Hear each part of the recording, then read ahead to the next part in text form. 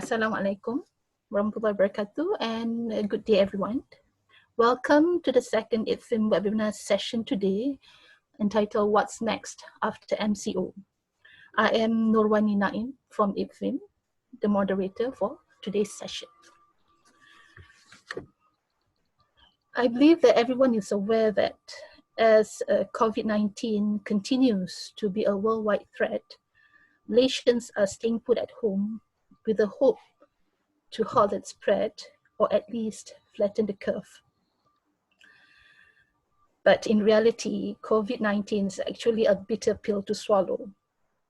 It has taken more than just a logistical toll on the country, and it's taking the financial toll as well. Countless working Malaysians are financially affected simply because their companies shut down or they face wage cuts, and to make matters worse, quite a significant number has been laid off as well.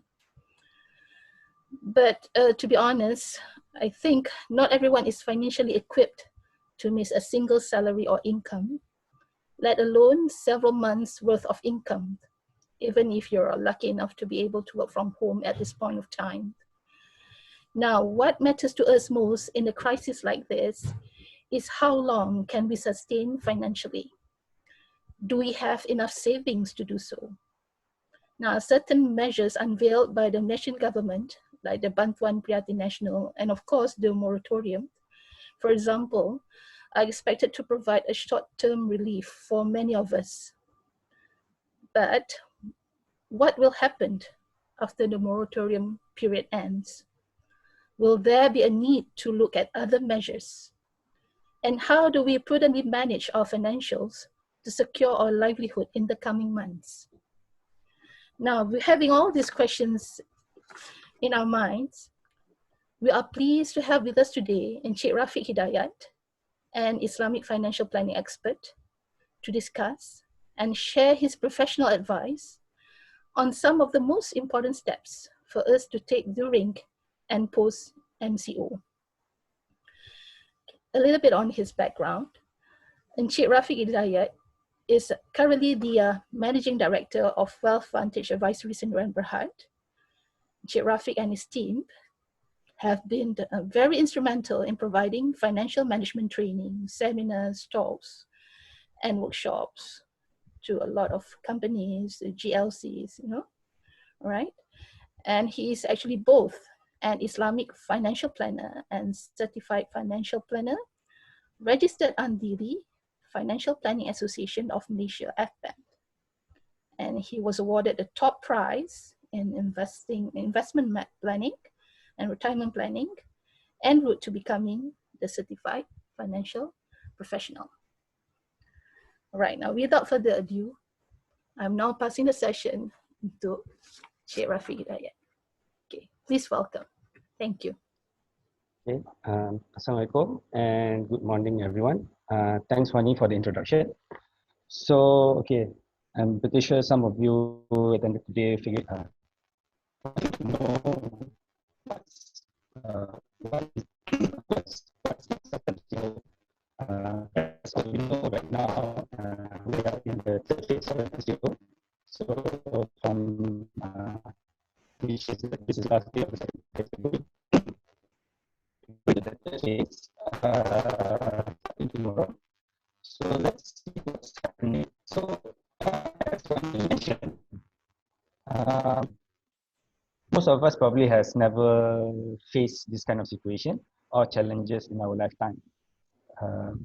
Even those that says they have been affected due to the previous financial crisis, this is slightly different because this is actually a pandemic which then affects our economy.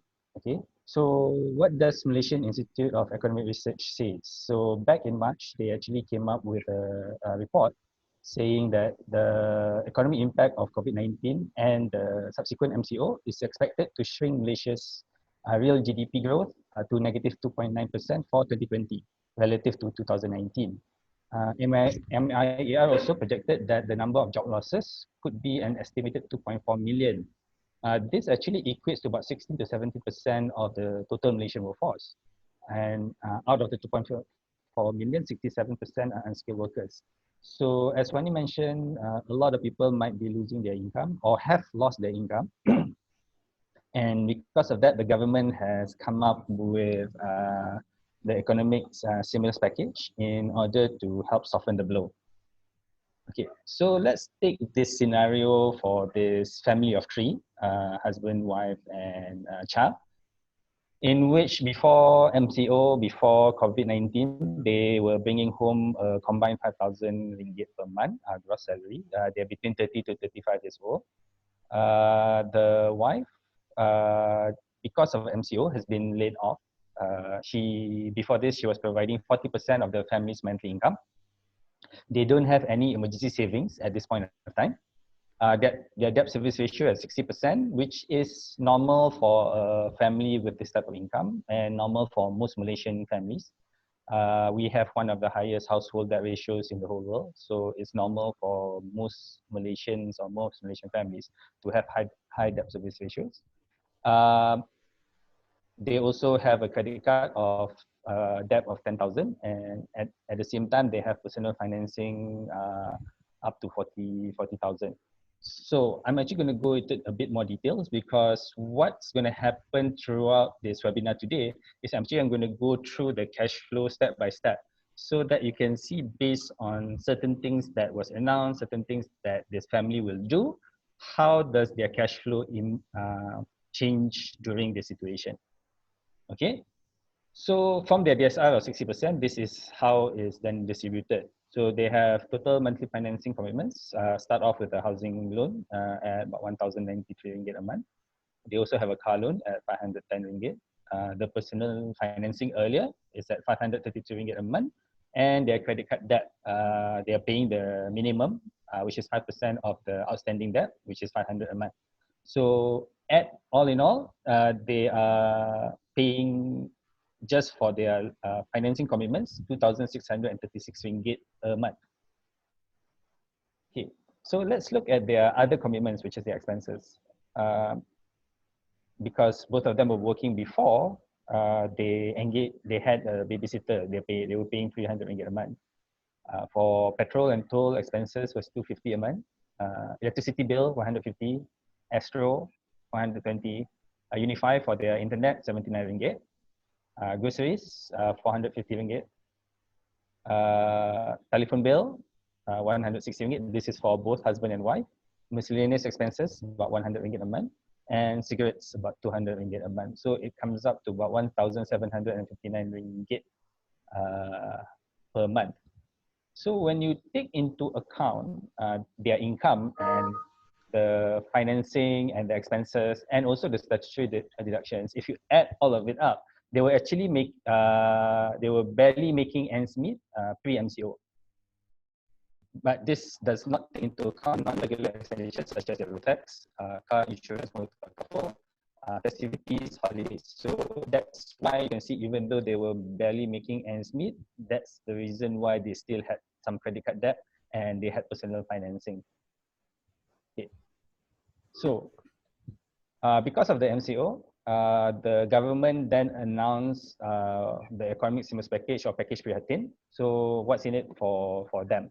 In this case, as Wani mentioned, the automatic loan or financing moratorium, including PTPTN and PTPK, 3 months insurance or takaful contribution holiday or deferment, 500 ringgit per month from withdrawal from EPF from account 2 for 12 months from the ILS salary program, 1,500 ringgit PRS withdrawal from account B per PRS provider. For everyone, depending on your electricity usage, you will get a discount between 2% to 50% from Tenaga Nasional. You will also get free internet usage during MCO.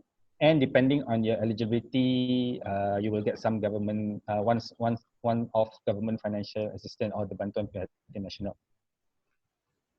Okay. So let's look at their expenses during or post MCO. So now the situation has changed. The wife is not working, so they have no need to send the child to the babysitter. Okay, so that's saving them about 300 ringgit a month. Then due to the discount given by Tenaga Nasional, they are going to save at least 50% of their monthly bill. So that's another 75 ringgit. So now their expenses have gone down to 1,434 ringgit. So let's see how does this affect their monthly cash flow during and post MCO. Okay. Based on the economic stimulus package, as you can see, the family would receive the Bantuan Prihatin Nasional because their total family income is 5,000 ringgit before MCO. So they would then be eligible for the second category for families earning between 4,000 to 8,000 ringgit, which is 1,000 ringgit, which is paid 500 ringgit in April and 500 ringgit in May 2020. Then we're going to make assumption that the husband is actually taking out his EPF account too for the ILS story program, 500 ringgit a month. The wife would then apply for the employment insurance scheme under SOCSO for 600 ringgit a month for 3 months up to June 2020. So this then brings up their total income quite a bit, minus the wife's income because she doesn't earn a salary anymore. And now their expenses is only their monthly commitments without the personal financing because of the automatic loan moratorium. So now as you see, they actually have excess in terms of on a monthly basis. So the advice is actually then to use this balance to pay off their credit cards, which if they then use all the balances on a monthly basis to pay off the credit card, they will actually finish paying off the debt by the 5th month, and any excess cash flow after that can be channeled to emergency savings. Okay, so as you can see here, even with the MCO, even with one person losing the job, actually their financial situation during MCO wouldn't be as bad due to the economic stimulus package. Okay, let's see what happens after the moratorium period. Okay, so from an income point of view, so Bantuan Prihatin Nasional is not there anymore. EIS also stops in June. So now the total income left for the family is 3,143 ringgit. So this is their net income.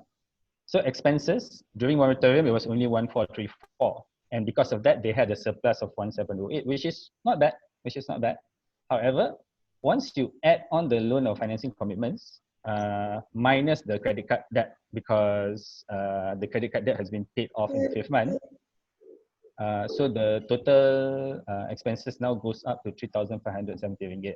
So now, instead of surplus, they now have a deficit of 420 ringgit per month. So this is not ideal. Even with the excess cash that they have from the during the moratorium period, it wouldn't last long if they have this kind of deficit. Okay.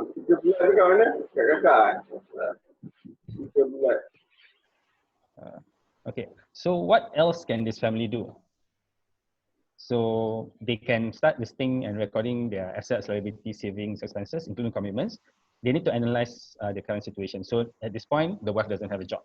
So they need to then go to the next step, which is identifying expenses that can be reduced or deferred and discuss some lifestyle changes so that they can manage their finances better and reduce stress that caused by anxiety or worry. They also need to understand the difference between needs and wants. So this sounds simple, but most people actually make their mistake here. In terms of needs, easily explained is if you don't have it, it will actually impact your ability to live. Wants, it will only impact your ego. It doesn't impact your ability to live. Let's look at some examples. So dining. So you can go grocery shopping, you can cook yourself for you and for your family, it will be cheaper. It will be cheaper from a cost point of view. Versus going out. Yes, it looks good. You have somebody waiting on you, everything, but it's more expensive. If you don't eat out all the time, then but you still cook at home, you still be full. You still be able to survive. So this is example of the difference between needs and wants. Next is in terms of the transportation. So transportation is just to get you from point A to point B. My V can get you there, a BMW can get you there, but one is cheaper than the other. So depending on your situation, you have to make choices that helps you with your monthly cash flow. Third is entertainment. So you have on one example is Netflix, video on demand, but it's cheaper compared to your Astro subscription because then it includes channels that you might not want to see. So the summary here is you as a family, as an individual, you must determine which expenses is a priority or must from the expenses that can be reduced or deferred. So now let's go back to additionally in terms of the fund. So we already shared earlier that in excess cash, the family should put money aside for the emergency funding. Okay, they should be doing it now because of the opportunity provided. Okay. Now let's look at their expenses based on what I shared earlier. What can they further implement to help them with their cash flow? Okay, so the additional difference here from earlier situation is that now instead of going subscribing for Astro, they now subscribe to Netflix because they still need entertainment at home because they still have a child and the wife is now staying at home. So she probably also needs something to, but with Unify, it helps for you to subscribe to Netflix. So the family is saving some money there. The telephone bill, maybe to reduce one of the telephone bills, maybe for the wife to a prepaid phone because she's staying at home, and maybe to do away with the expenses for cigarettes. Ramadan is coming soon, and generally during Ramadan, even Muslims can stop smoking from dawn to dusk. So why not take this opportunity with the MCO to then stop the habit, and that will also help you save some money. Okay, so when you take all of that into account, so now the expenses have gone further down to 1,104 ringgit. Yes. So how does this impact their cash flow? Okay, so the income is still the same. However, now the expenses have reduced, which means the extra cash flow surplus is higher. And because of that, they can, instead of finishing their credit card debt in the 5th month, now they can actually finish their credit card debt in the 4th month, which means more of the excess cash flow can be channeled to the emergency funding. Okay, then summary-wise, what happens? So income still stays the same. During moratorium, they have a bigger surplus due to the expenses, spending less on expenses. But once you add on the commitments, the surplus actually still changed to a deficit, but it's a smaller deficit. Earlier it was 428 ringgit, now it's only 98 ringgit. It's still a deficit, it's not ideal, but it's still a better situation. Okay. So even without additional income from the wife, based on certain decisions, based on the moratorium, based on the economic stimulus package, actually their family situation with just a single income is now getting closer to the original situation before, but with some benefits in terms of now they don't have any credit card debts anymore. Second, they have actually emergency funding, where before MCO they didn't have both. Okay, so now what else can the family do? Yes, Wani did mention some businesses have to close. Some people are losing their jobs, but at the same time, there's still opportunities for people to earn additional income. Okay, those that are doing online related businesses, those that are doing delivery in food, so on and so forth, they are still able to earn income. Actually, earn a good income at this during this MCO. Okay, so maybe families who have lost one source of income might want to look into getting an additional source of income at this point. Upskill, there's a lot of free online courses nowadays. So go for the courses, stay relevant. Then this will increase the possibilities of you generating additional income during or post MCO. Improve your financial resiliency. So we already reduced the credit cards for the family. But if we don't improve on the cash flow, they will still be reliant on it. So let's see what other things we can do to increase future loan payments. This is because they took the post moratorium. There might be some additional payments that they have to make, and possibly loss of income, which we already highlighted earlier. So the economic stimulus package, the moratorium is actually, the purpose is actually to give us a 6 months window in which we should take it to restructure our finances so that we would come out ready or better compared to before. Okay, so now we're going to make this assumption that the wife will actually start a part-time business from home, earning a net income of 1,500 ringgit a month. This is actually lesser than the amount she was earning when she was working. Okay. However, there's benefits of this. So the cash flow now, the one of the difference is now the wife has an income, which is 1,500 ringgit a month. So actually the total income for the family goes up, and because of that, then their cash flow improves. So they can actually pay off their credit card debt by the third month, and now they will have more emergency savings due to the excess cash available. It's going to be about 14,000-ish. Okay, so from no savings, that's actually a very good improvement if you ask me. Yeah. So let's look at summary. Before this, they were looking at deficit of 98 ringgit 46 cents per month. So now what has changed? There's additional income. So the income now goes to 4642 post moratorium, and the expenses still stay the same. So they are actually looking at a surplus of 1,401 ringgit. Okay, it's interesting that yes, they started off with a tragedy. They started off with a tragedy in which the wife lost the income, and they were the outcome was looking bleak. But uh, the government took charge, gave the economic stimulus package, and if they then the couple actually took the opportunity to improve their financial situation, they're actually coming out better compared to before the MCO, before COVID-19. So they were barely making ends meet. They had credit card debt. Now, no credit card debt, they have emergency funding, and they actually have a surplus post MCO, post moratorium. So most people would say that that would be an improvement in their financial situation. Okay, and what it took is 6 months. Okay, so what can they do with the surplus? So I'm not saying that their financial situation is perfect, but now with the surplus, they actually have more things that they can do. One, continue to save into emergency funding. This is to make sure that they have up to 6 months of their monthly income. So they're at 14K. So at the monthly income of about 4,006. So they need about 10 to 12K more. So about a few more months. Maybe look to apply for family takaful coverage, especially for the husband, which is the main income earner.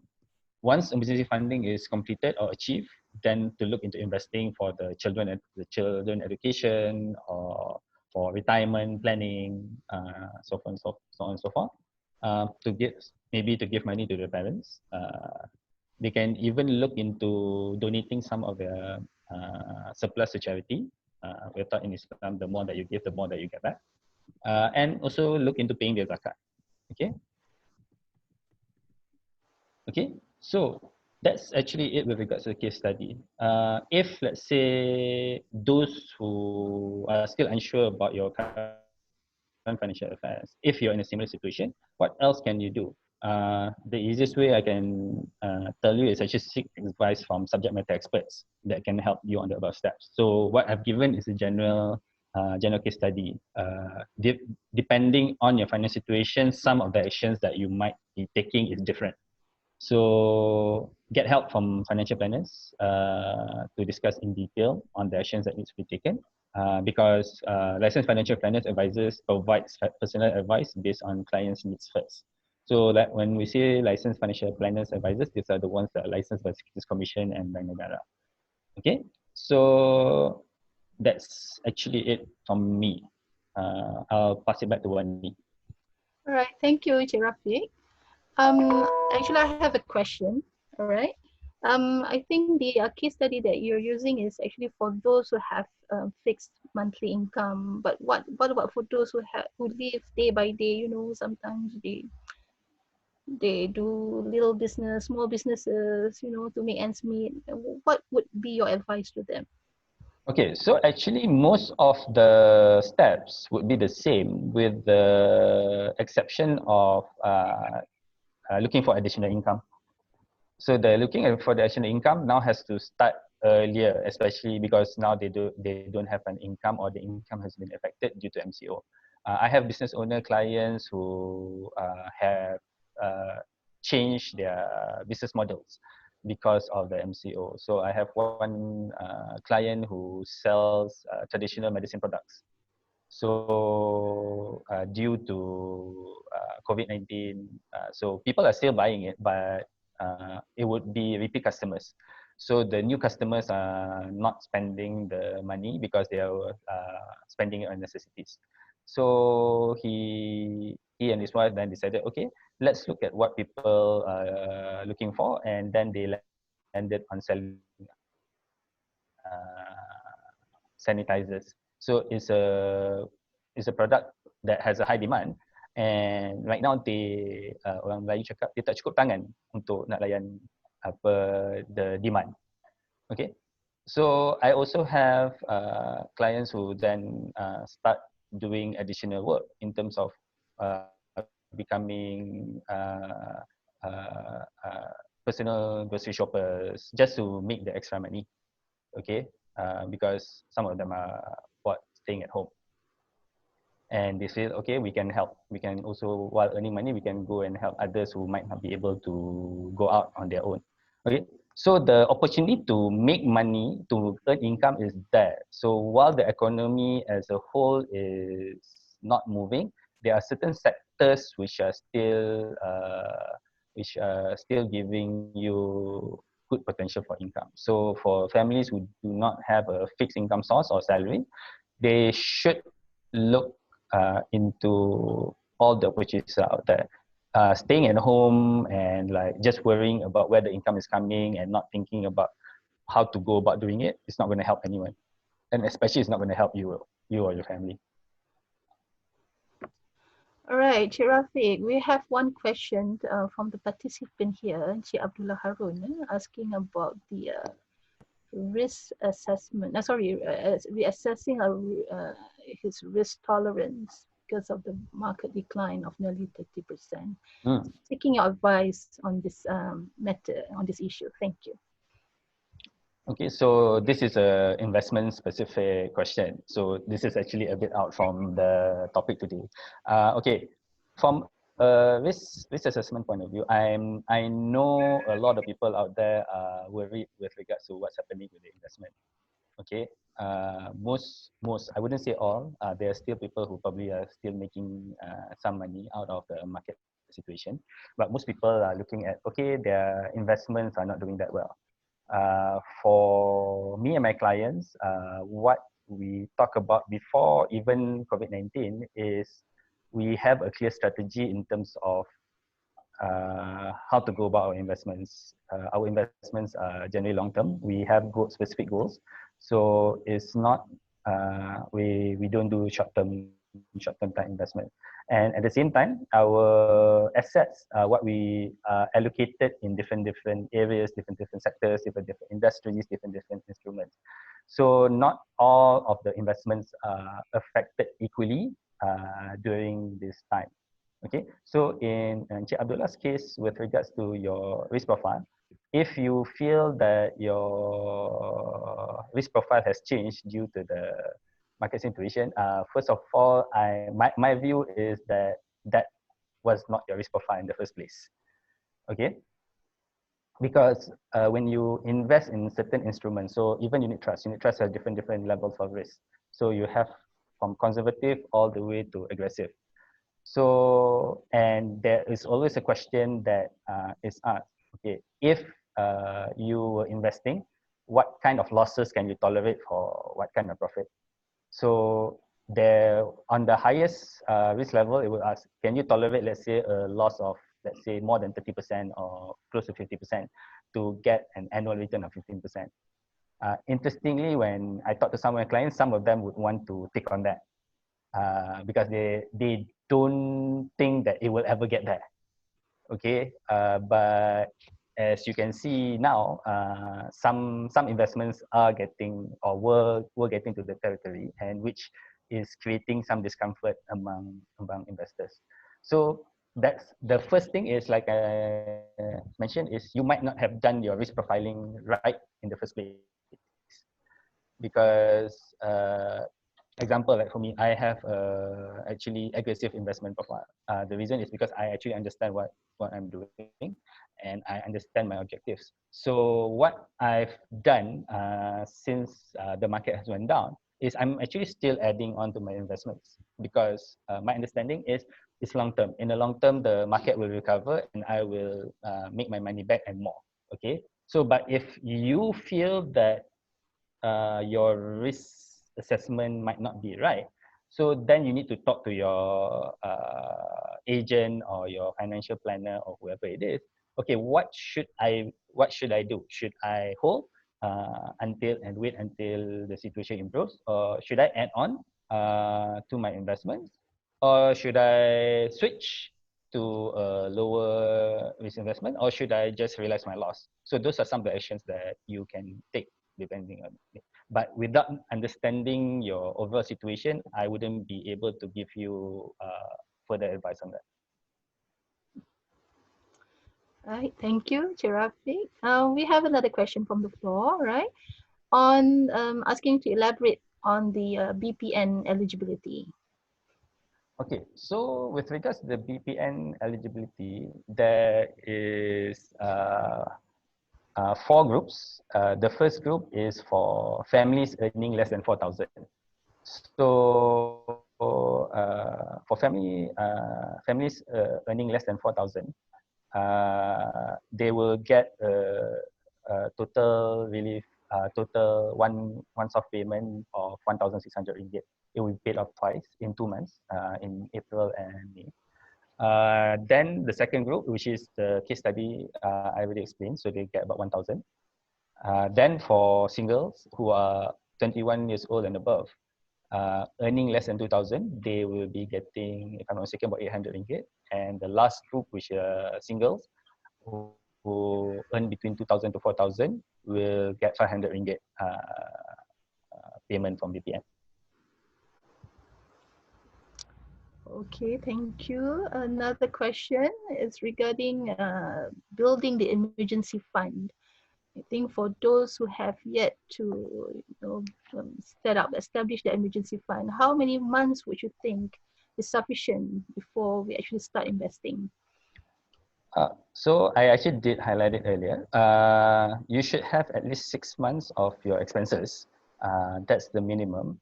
But better still, if you can have 6 months of your income, assuming that your income is higher than expenses, which should be the situation.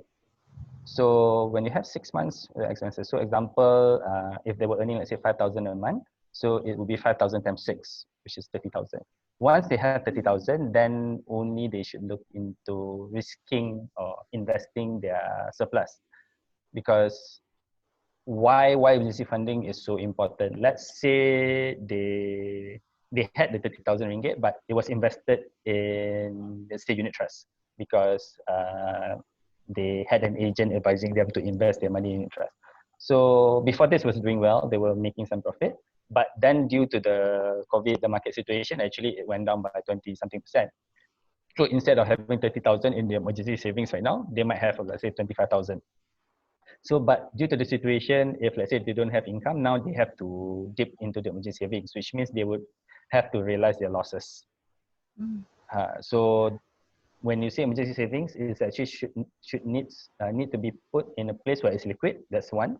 Second is actually it needs to be put in a place where you are not affected by market forces. So it means you cannot lose your money.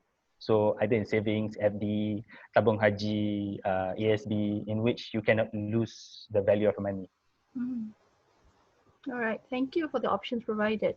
Okay, another question from Ida Fazida. Okay, she has a situation here saying that she has enough emergency savings. So whether or not she should actually accept the financial assistance announced by the government. She's worried that, the economic crisis might last longer than we are expecting. Yeah, so even if let's say you have enough emergency funding, there would be certain other questions that you might want to ask yourself. So one is, do you have debts that you can settle, especially credit card debts? If you have, then you might want to take the assistance. Second is, how concerned are you with your earning potential? Means, are you sure that you will still have a job? So if you're not sure, then go ahead and take it. Okay, so err on the side of caution. So take it just to make sure that if the worst scenario happens, let's say MCO is extended further, or COVID-19 doesn't improve. So instead of any, then there's a full lockdown. So the economy would be actually worse off. Okay, so now with the extra cash that you have from not paying your loans and everything, so this helps you build up your emergency funding, which would help you last longer. Okay, but for those that basically have emergency funding, they actually have a lot of investments out there, so and they're actually comfortable with their earning potential, but this is okay, I want to still take on the loan moratorium, especially so because they said this is extra money that I can then use to invest. Okay, so with regards to that, my advice is please understand first what you're doing, what's the benefit of doing it, uh, and check with those that are more expert in this area before you make the decision, because there's actually some costs with regards to the loan moratorium, which means there is the interest, especially for the housing loans and SB loans, it will be accrued. So it would add on to your current principal. So which means you still have to pay it off later. So that's what I would highlight based on Ida's question. Okay, Encik Rafiq, we have quite a very long question here from Cik Zahidi Ahmad. Another staple in Islamic finance. Okay. So I think asking for your opinion, and then the biggest challenge here is discipline. So basically, as a financial planner, so how do we actually ensure the couple, to take heed of your advice? Okay. My take here. So I can talk about a general situation first. So in a general situation, generally why individuals or family actually get into a situation where they actually spend more than what they have is because they do not understand their cash flow situation. Okay, to them is okay as long as I have a roof over my head, I can still go to work, I can still eat, I can still enjoy. It's okay that I have some credit card debts. It's okay that I have a personal loan. So it's actually the awareness first, okay? Because I actually have a lot of clients who were in that situation. So it's just basically, it's not that they weren't earning enough income. It's just that they didn't have awareness in terms of where they were spending, how much they were spending. So once you make it clear, you put it in front of them, okay, this is what you spent. So then ask them, okay, now can you start track, especially on the miscellaneous expenses? Because even though it might be small amounts, but it actually adds up. I know some on social media, you see, okay, some parents, okay, I cannot go to Mr. DIY, or I cannot go to the RM2 shop with my kids because I might go in just to buy one thing, but I'll come out with like one trolley full. Okay. So all these expenses, if you don't track it, it will actually add up. Second is actually awareness in terms of interest rates or profit rates. Most people do not understand that. They just take it based on their needs or what they think their need is at that point of time, or what their wants are. Okay, so they don't do the research. Example, we had cases where some clients actually took personal loans to pay off housing loans because they were convinced that the housing loan rates were cheaper than the personal loans rate were cheaper than the housing loans. Okay, or not wanting to use their ASB savings to pay off credit card debts. So because they say, oh, this is my emergency funding. But then if they actually use the emergency funding or whatever it is to pay off the credit card debt, then they're not paying 18% per annum anymore to the banks. So just sometimes the certain decisions that they make actually affects their cash flow. So that's a general situation. So most people sometimes when they understand the general situation and they've been at the bottommost, so basically then it would create some level of awareness saying, I do not want to be in this position again. Okay. But there are certain people, even with that awareness, they still need help. So that's why, like, even though everyone knows that it's actually important for us to exercise, to maintain our fitness level, to maintain it. But why do some people still have personal trainers? Because the personal trainer's job is actually to make them disciplined. Okay, no, you need to go training. You need to do this. So they then set the schedule. So same thing with financial planners. So for clients who were in similar situations and have engaged financial planners, so then it's our job to make sure that they don't get into the situation again. Okay, so we have regular meetings, regular sessions in which, okay, how's your situation? Has it improved? Are you still spending on unnecessary things? And when you have that discipline of implementation, then the situation will be improved. Okay, thank you, Rafiq. I think we're going to make way for another two more questions. All right, so I'm going to choose another. This is not actually not a question. I think it's a suggestion from Zaruddin Osman. Perhaps you can actually comment on it. Okay, in order to raise emergency funds, it is advisable to refinance some of your almost liquid assets, that is almost ending installment housing loan. What do you think, Rafiq? Could you repeat that again? In order to raise emergency funds, is it advisable to refinance some of your almost liquid assets, almost ending installment housing loan? To refinance. Okay, so when you refinance your property, you are actually incurring additional debt. Okay, you're actually incurring additional debt due to what we call moving costs. So it would be, you would add on about 5% to your total debt right now. So if you don't have any reason to do so, my advice is not to proceed. But if, let's say, you feel that you have a situation where you need the extra cash, generally it will be for those that maybe have businesses and need access to additional cash in order to keep the business afloat. So looking at refinance as an option is possible. So this is why I said you need to then understand what are the impact of the decisions that you do make before you make those decisions. Yes, thank you. Actually, we don't we don't want to end up paying extra loans, right? Yeah. Okay.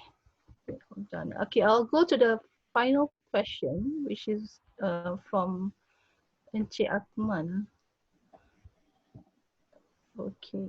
Now, what's the ideal emergency saving to be put aside per month? So as per the case study, you recommended 20%, right? Put aside for emergency fund. Now, what about individual assessment? Okay, because I think that each and every one of us here have different financial commitments and all, right? So how much we can actually save? Repeat that again. There was something wrong with my speakers. Okay.